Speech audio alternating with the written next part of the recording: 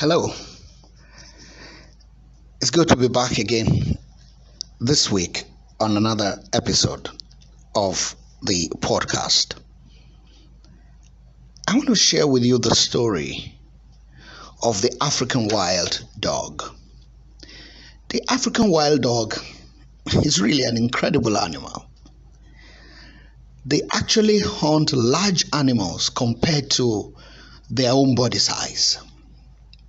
Now, to overcome the disadvantage of their body size, they have learned to work as a team. And it will amaze you to know that they are the most successful hunters of all the carnivores. Now, take a look at these statistics. The hunt to kill ratio for the lion is usually between 20 to 30%.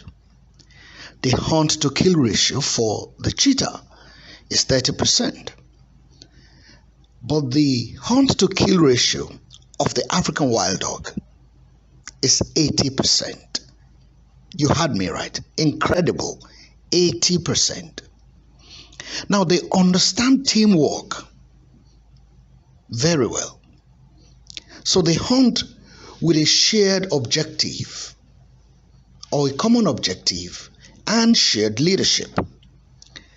Now the interesting thing about them is once they make the kill, now what happens is because of their shared vision of keeping the pack strong and for generations to come, they allow the cubs to eat first. So the cubs always eat first. But in the case where the dominant female eats before the cubs, she's actually eating so she can regurgitate the food to the cubs. Unlike the lion, when the lion hunts, it is the leader of the pride that eats first, and whatever is left, the other members of the pride will, make do with that. And another trait of the African wild dog is their tenacity. And this contributes largely to their success rate. Okay, so they can hunt prey for over 2 to 3 days without rest, consistently. They are always on the move. So I want to, draw a parallel from this lesson to you as an individual in your professional life or your relationship. It's important for you to develop that competency, that skill, to be tenacious, to not give up quickly or give up easily.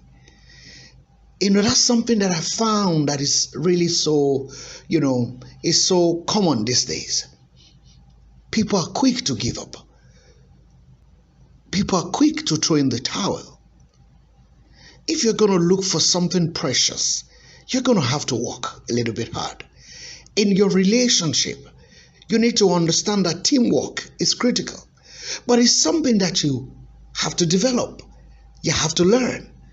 You have to learn and not give up and be tenacious.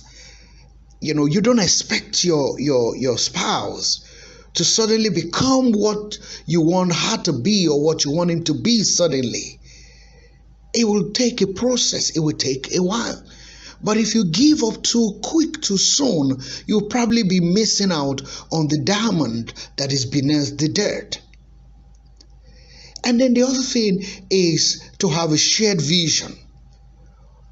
Are we going in the same direction? That's a question you need to ask yourself. Are we going in the same direction?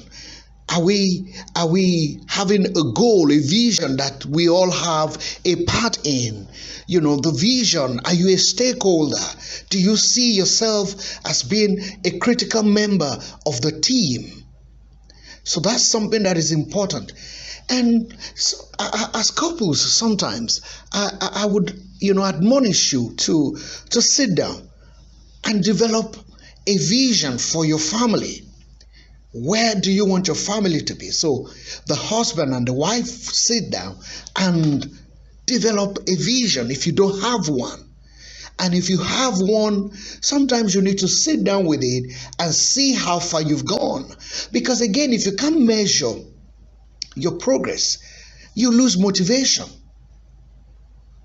According to Peter F. Drucker, he said, it's only what gets measured that gets done. So I want to, implore you to have a shared vision. And then finally, to have shared leadership. To know that it's not who gets the accolades that matter, right? It's that we're succeeding together. We're succeeding together. We're supporting each other because we know we're in this together. And because we're in this together, we're going to succeed with this. I feel with great commitment, just like the African dogs, because on their